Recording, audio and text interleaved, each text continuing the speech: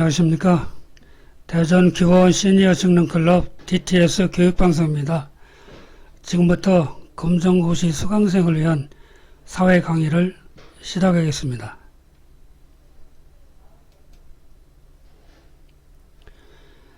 이번 시간에는 자료 분석에 대하여 말씀드리겠습니다. 자, 1번 자료에 대한 분석으로 옳지 않은 것은 이렇게 보면 우선 무슨 문제인지를 보면 제목이 고령 비율입니다. 고령 인구와 그 비율이 노인 인구 그 다음에 그 비율이 어떠한가 경기 서울 해가지고 각 시도별로 통계가 나왔습니다. 그러면 이 막대 그래프 나온 거는 인구입니다. 인구. 막대 그래프가 길면 인구가 많은 것이고 막대 그래프가 적으면 인구가 적은 것이고 그 다음에 꺾은 그래프는 비율입니다. 비율. 전체 중에서 고령 인구가 차지하는 비율이 이제 11.5에서 또 쭉 이렇게 9.3까지 이렇게 있습니다. 그러면은 숫자가 크면 비율이 높은 거고 숫자가 작으면 비율이 낮은 거고 이렇게 어렵지가 않습니다. 자신감을 갖고 문제를 푸시면 되겠습니다. 자, 1번 고령 인구가 가장 많은 곳은 경기다. 경기가 여기 있는 막대 그래프를 보면 가장 막대 그래프 길이가 깁니다. 여기 그래프에서는 높습니다. 그러니까 당연히 맞았고 경기도가 가장 많다. 막대 그래프 길이가 길다. 그 다음에 서울보다 전남의 고령 인구가 더 많다. 서울은 여기 이 정도 됩니다. 120이 좀 넘어요. 그런데 비해서 전남은 여기입니다. 30이 좀 넘습니다. 당연히 그래프상으로 보면 서울이 많아요, 전남이 많아요. 네, 서울이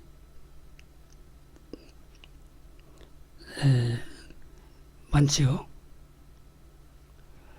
그 다음에 3번 고령 인구 비율이 가장 낮은 곳은 세종이다. 고령 인구 비율하면 이 숫자를 얘기합니다. 낮은 곳은 11.5, 13.7, 16.3, 22 쭉 해가지고 세종이 9.3입니다. 가장 낮은 곳은 세종. 맞지요? 4번 광주보다 부산의 고령 인구 비율이 더 높다. 인구 비율. 자, 광주 여기 12.3입니다. 여기 12.3. 그 다음에 부산은 여기 16.3. 부산에도 크지요. 그래서 광주보다 부산의 고령 인구 비율이 높습니다. 그래 답은 2번이죠. 서울보다 전남의 고령 인구가 더 많다. 서울이 더 120이 높습니다. 그 다음에 전남은 30이 좀 넘습니다. 그래 당연히 서울보다 전남의 고령 인구가 더 많은 게 아니라 적습니다. 그래서 답은 2번입니다.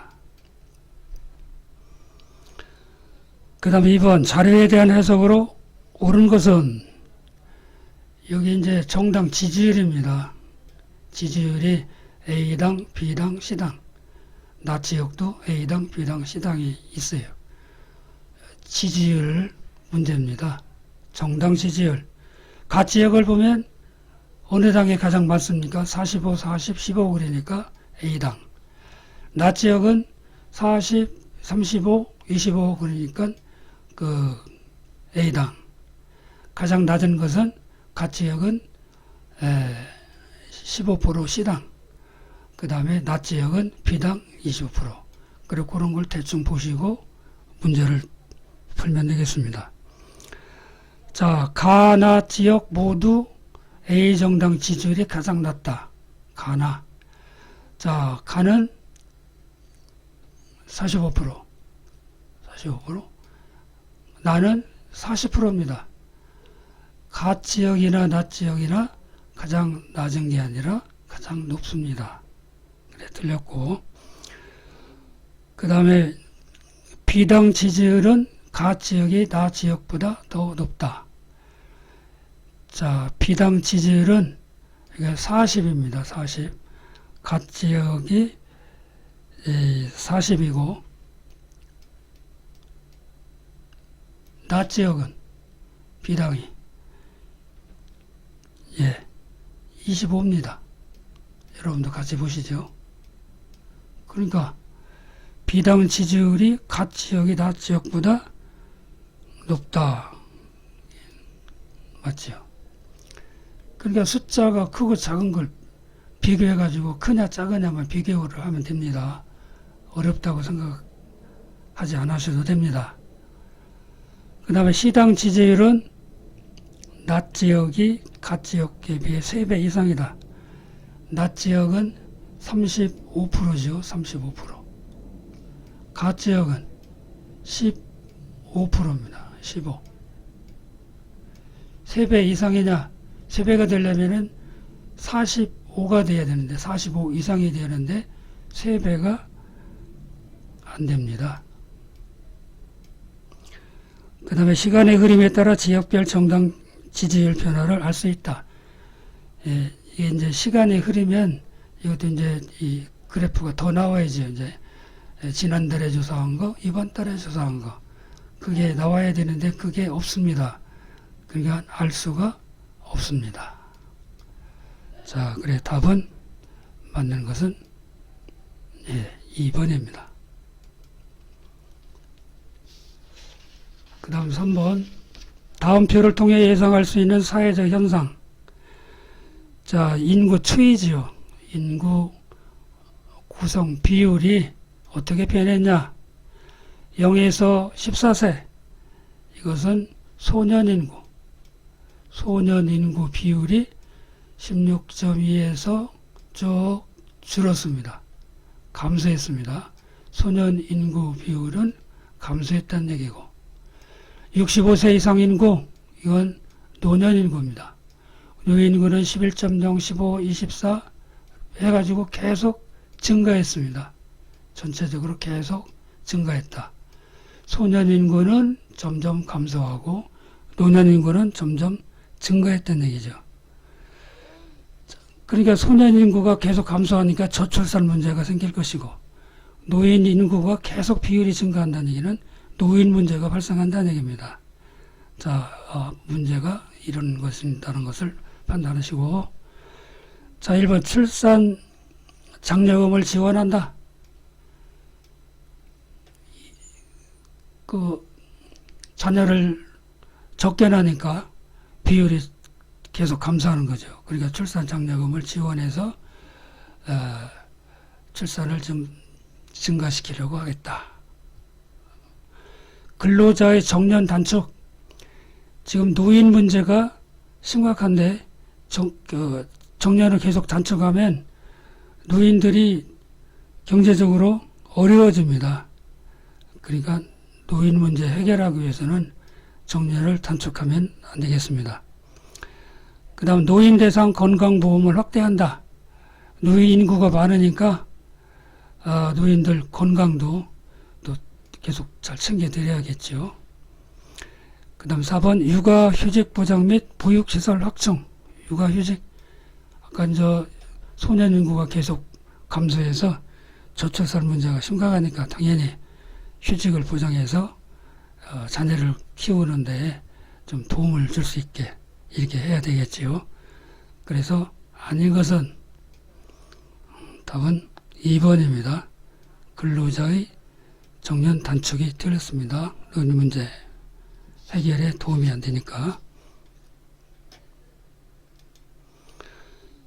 자, 그 다음에 4번 다음 자료에 해당하는 식량 지원은 계절풍의 영향으로 비가 많이 납니다. 비가 아시아의 충적평야 지형에서 주로 재배한다. 단위 면적당 생산량이 많아 인구 부양력이 높다. 비가 많이 내리는 아시아에서 주로 생산되는 식량 자원을 고르시오 이겁니다. 자, 그 중에서 중국이 24.4로 가장 많습니다. 그 다음에 인도, 베트남, 동남아시아 이런 데에서 주로 많이 생산이 되는 겁니다. 그럼 이게 뭐냐? 자, 답은 쌀이죠. 밀이나 감자나 옥수수는 주로 밭에서 물이 좀 부족한 이런 밭에서 키우는 건데 비해서 쌀은 비가 많은 이런 데서 키우는 거죠. 그래서 답은 쌀에 대한 자료입니다. 답이 2번입니다. 그 다음 5번 자료에 대한 분석으로 옳지 않은 것은, 자, 이거 전체적으로 문제는 가구원 수가 변화하는 건데 1인, 2인, 3인, 4인, 5인, 6인에 따라서 비율이 증가하기도 하고 감소한다는 걸 알 수가 있습니다. 그래, 그 문제가 그렇다는 걸 뭐에 대한 문제인지 아시고 문제를 하나하나 대입해서 이럴 경우에 문제를 풀면 됩니다. 자, 사회 현상을 수치화하여 그래프로 나타났다. 자, 사회 현상을 가구원 수입니다. 수치화, 숫자를 나타내 가지고 그 비율로 이렇게 해서 그래프로 나타냈습니다. 맞았죠? 그 다음 2번 1인 가구원 수의 비율이 증가하고 있음을 알 수 있다. 1인 가구 여기 있습니다. 1인 가구 1인 가구는 여기서부터 계속 증가합니다. 그래서 증가한다. 1인 가구 비율은 증가한다. 맞았고, 그 다음에 시간의 흐름에 따른 가구원 수의 비율, 시간의 흐름은 알 수 있습니다. 이게 앞에 문제에서는 알 수가 없었지만 여기서는 1985년부터 95, 2000, 2005, 2010년 이렇게 세월이 변화에 따라서, 즉 시간의 흐름에 따라서 가구원이 증가하기도 하고 감소하기도 하고 비율의 변화를 알 수가 있습니다. 맞았습니다. 그 다음 5인 가구원 수의 비율은 계속 증가한다. 5인 여기 있습니다. 5인이 이거부터 시작해 가지고 점점 감소한다는 걸 알 수 있습니다. 그래서 5인 가구원 수의 비율은 계속 증가하는 게 아니라 감소합니다. 어떻게 보면 이 그래프가 굉장히 여러 개가 겹쳐가지고 복잡할 것 같은데 하나하나 이렇게 문제를 보고 대입해 보면 복잡할 게 없습니다. 형식적으로는 복잡해도 하나하나 따지면 숫자가 커지는지 작아지는지 요것만 보면 됩니다. 문제가 어렵지 않으니까 또 자신감 가지라고 말씀드리고 싶습니다. 그래, 답은 4번 비율은 계속 증가하는 것이 아니라 감소합니다. 그 다음 그래프에서 1990년 이후 나타난 인구 문제를 해결하기 위한 인구정책표, 이것도 뭐에 대한 문제냐 이걸 보면 그 출생아 수입니다. 출생아하고 합계 출산율, 그 가임 여성이 그 평생 동안 낳을 수 있는 자녀 수입니다. 합계 출산율이. 거기에 따라서 막대 그래프하고 그 비율이 나온 겁니다. 전체적으로 보면 뭡니까? 출생아 수와 출산율이 전체적으로 감소하고 있다. 이런 거죠.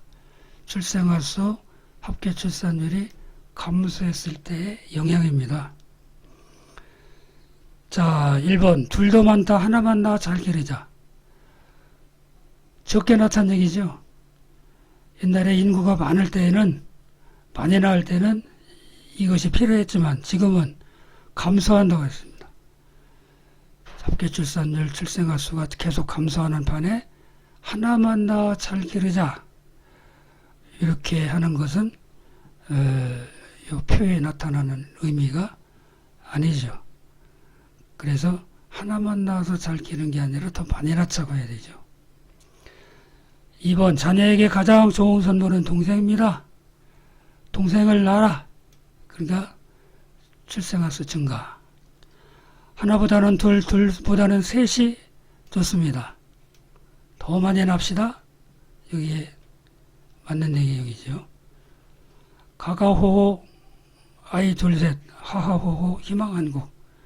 이것도 더 많이 나오면 희망한국이 된다. 그러니까 이제 출생을 더 강조하는 말이 되겠습니다. 그래서 1번은 출산을 좀 적게 하자는 내용이니까 이 그래프하고는 관계가 봅니다. 그래 답은 1번. 그 다음 7번. 표를 분석한 내용으로 옳은 것. 자, 이것도 우리나라 노인 비율입니다. 우리나라 노인 비율이 노인에 대한 거 90년, 2000년, 2010년 그 비율이 변동 관계를 나타내는데, 자, 전국은 1990년에 5.0, 그 다음에 2000년 7.3, 2010년 11.3 이런 식으로 증가했습니다. 농촌은 9.0, 14.7, 2.9, 농촌도 계속 증가하고 도시도 계속 증가한다. 전국, 농촌, 도시 할 것 없이 노인 그 인구 비율이 높다는 것을 알 수 있습니다. 자, 도시의 노인 인구 비율은 감소하고 있다. 도시 3.6, 5.5, 9.2 감소하는 게 아니라 계속 증가하고 있습니다. 그 다음 우리나라는 2000년에 초고령 사회, 초고령 사회는 여기 20% 이상이 돼야 초고령 사회입니다. 그런데 2000년에는 7.3%밖에 안 됩니다.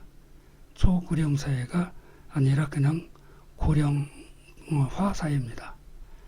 그래서 초고령 사회에 진입 안 했습니다. 2010년 노인 인구 비율은 도시가 농촌보다 더 높다. 자, 2010년 여기에 도시는 9.2, 농촌은 20.9입니다. 그러니까 9.2, 20.9 틀렸습니다. 높다가 아니라 낮습니다. 도시와 농촌의 노인 인구 비율 격차는 점점 커졌다. 농촌은 계속 증가하고 있고 도시는 계속 감소하고 있으니까 이 격차는 계속 더 커지고 있습니다. 커졌다. 맞았습니다. 그래서 답은 4번입니다. 그 다음 8번. 다음 그림과 같은 변화의 영향으로 적절하지 않은 것은 교통수단의 발달에 따른 지구의 크기입니다. 상대적 크기. 지구의 크기가 A는 컸는데 점점 작아졌습니다. D는 아주 작아졌어요. 실제로 지구가 이렇게 작아질 수는 없지요. 그런데 상대적으로 작아졌다는 얘기입니다. 그럼 왜 그러냐? 교통수단 때문에 그래요. 앞에 예가 나왔습니다. 마차와 범선, 전기기관차, 그 다음에 비행기, 제트 비행기, 이런 식으로 16, 100, 600, 1200 이런 식으로 속도가 크니까 빨리 갈 수 있다는 얘기죠. 이 지역에서 다른 지역으로, 이 나라에서 다른 지역으로 빨리 갈 수 있다는 뜻이죠. 지구 크기가 작아졌다는 얘기는. 그래서 문제를 보면 국가 간의 교역이 활발해졌다. 그만큼 교역이 활발해진다는 얘기죠. 이제 그 속도가 빠르니까, 교통수단 속도가 빠르니까. 그 다음에 지역 간 문화 교류가 감소했다. 지역 간 문화 교류가 이렇게 많이 다닌다는 얘기니까 시속이 빨라가지고 감소한 게 아니라 증가했다고 해야 되고, 먼 거리도 가깝게 느꼈다. 실제 거리는 멀어도 이게 이제 시속이 빨리 갈 수 있으니까 가깝다고 느끼게 되는 것이고, 그 다음에 세계 여러 곳을 쉽게 여행한다. 옛날에는 교통수단이 발달 안 돼서 배로 다닐 때는 여행이 어려웠는데 지금은 쉽게 여행을 할 수가 있지요. 그래서 적절하지 않은 것은 2번 감소했다.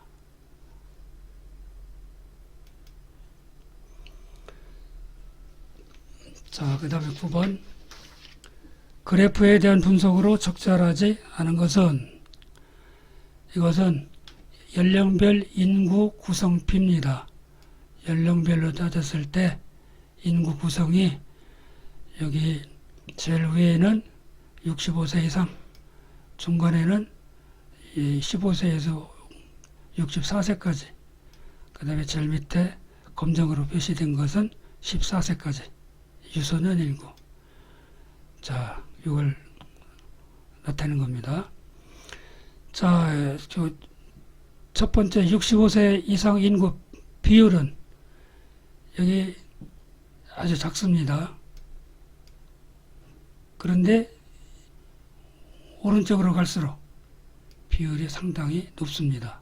즉 65세 이상 노인 인구 비율은 계속 증가한다. 그 다음에 중간에 있는 생산인구, 경제활동 인구입니다. 15세에서 64세까지. 이것은 여기서부터 쭉 내려가면 비율이 점점 작아진다는 걸 알 수 있습니다. 또 유소년 인구, 이것은 여기는 이렇게 큽니다. 비율이. 이렇게 큰 데 비해서 시간이 갈수록 아주 작아졌다는 걸 알 수 있습니다.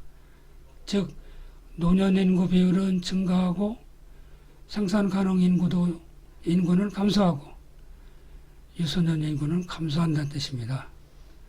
이거를 대략 분석하고 문제를 풀면 유소년 인구 비율이 감소한다. 지금 방금 본 것처럼 제일 밑에 검정 거 비율이 점점 감소한다는 걸 알 수 있습니다. 2010년에 초고령 사회로 진입하였다. 2010년 2010년에 여기입니다. 초고령 사회로 진입했다. 여기는 11%입니다. 여기. 11%는 초고령 사회가 아니라입니다. 초고령 사회는 20%가 이상이 돼야 초고령 사회라고 그래요. 20% 초고령 사회. 여기서는 11%니까 아닙니다. 노년 인구 비율이 지속적으로 증가하고 있다. 여기서부터 계속 이렇게 증가해서 커지고 있어요. 그래서 맞습니다. 생산 가능 인구, 중간에 있는 거, 인구의 노인 부양 부담이 증가할 것이다. 이 중간에 있는 생산 가능 인구, 이분들이 노인 인구, 이분들을 부양하는 겁니다. 요 중간에 있는 생산 가능 인구는 적어지고 요 노인 인구가 증가하니까 당연히 노인 인구 부담이 증가합니다. 그래서 적절하지 않은 것은 2번입니다. 2020년 초고령사회가 아닙니다. 20%가 넘어야 초고령사회입니다. 그 다음 10번 자료에 나타난 어느 국가의 인구 특성으로 적절한 것은 자, 이 그래프는 인구 피라미드입니다. 밑에 피라미드역은 밑에가 길고 위가 짧습니다. 즉 어린이는 많고 노인은 적다는 얘기입니다. 비율이. 자, 피라미드형, 종형 뭐 여러 가지가 있죠. 그 중에서 피라미드 인구 분석하는 겁니다. 자, 출생률이 높다. 출생률이 높다는 얘기는 나이 어린 여기 0세부터 여기서 보면 아주 제일 깁니다. 출생률이 높다고 보고 그 다음에 사망률이 높다. 사망률이 낮으면 요 고령 인구 여기에 좀 길어야 됩니다. 이게 그런데 입장으로 다 짧아요. 그래서 사망률이 높다는 걸 알 수 있습니다. 기대 수명이 높다. 기대 수명이 얼마인지는 여기 표에는 안 나타냈습니다. 알 수 없습니다. 총 인구가 감소한다. 요거는 어린이가 많이 출생을 하니까 인구는 감소하는지 증가하는지 증가한다고 볼 수도 있는데 여기는 나온 거는 비율만 나온 겁니다. 비율. 전체적인 인구 중에서 비율만 나온 거기 때문에 인구가 감소하는지 어떤지는 알 수가 없어요. 그리고 이거 좀 틀리기 쉽습니다. 이거는 숫자로 나타낸 것은 비율이지 양을 뜻하는 게 아니에요. 비율. 그래서 비율만 나타낸 거기 때문에 총 인구가 증가하는지 감소하는지는 알 수가 없습니다. 그래서 답은 개역 니은 1번입니다. 자, 이상으로 자료 분석에 대한 강의를 마치겠습니다. 수고하셨습니다.